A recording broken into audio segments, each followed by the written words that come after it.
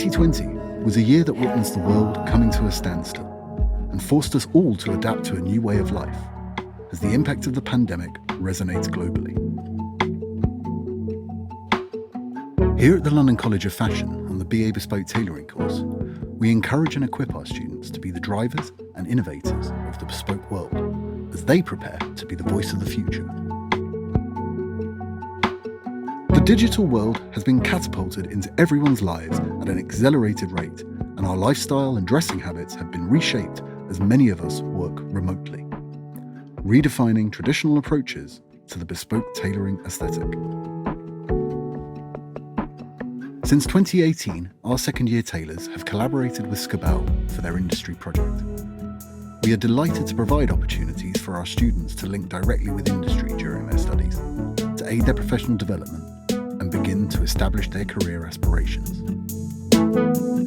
So this year has been such an exceptional year, but it's been a great opportunity to embrace our collaboration with Scabal. As both staff and students together, we've had to reimagine the way in which we've worked and approached the whole project. The brief was inspired by a chapter in Scabal's book called Drivers of Change, something that's never more fitting than the last year that we've experienced. So we focused on three key themes of adaptability, diversity and inclusivity. And this has been a really great opportunity for our students to focus their ideas as they've worked towards their final outcomes. This project has forced us to consider what defines bespoke tailoring and who it is for. These are all important considerations for the tailors of tomorrow. I wanted to pick a client who was not necessarily at the forefront of fashion, and I chose a para-athlete from Texas who's a horse rider. She was born without her lower leg and her two middle fingers.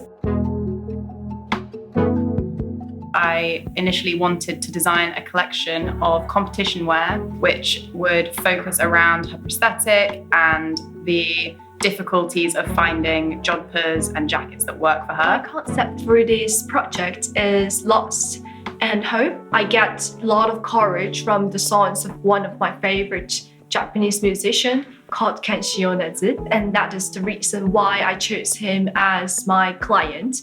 I'm going to explore the diversity of fabrics, culture, and also the diversity of different art forms.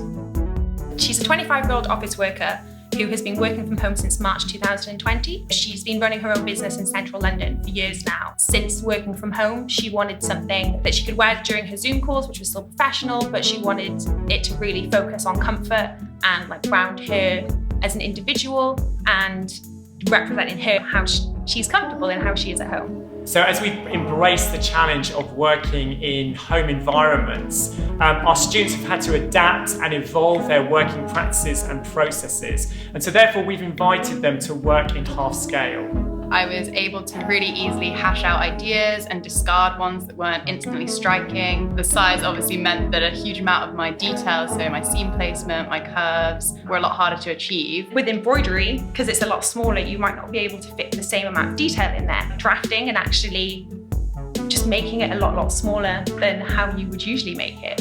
Everything becomes smaller while our hands remains the same size. It's a great opportunity for us to practice. I believe that once we can get the little details on a half scale correct, it will be much easier when we working on a normal scale. And really force myself to do certain activities that ordinarily my teachers would be encouraging me to do.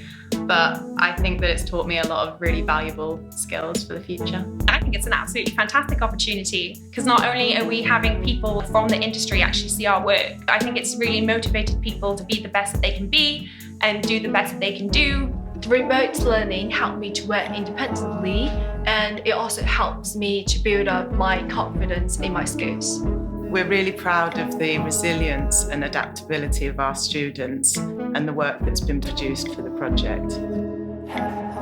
We look to the future with a renewed sense of hope and expectation as our students redefine the language of bespoke for the tailors of tomorrow.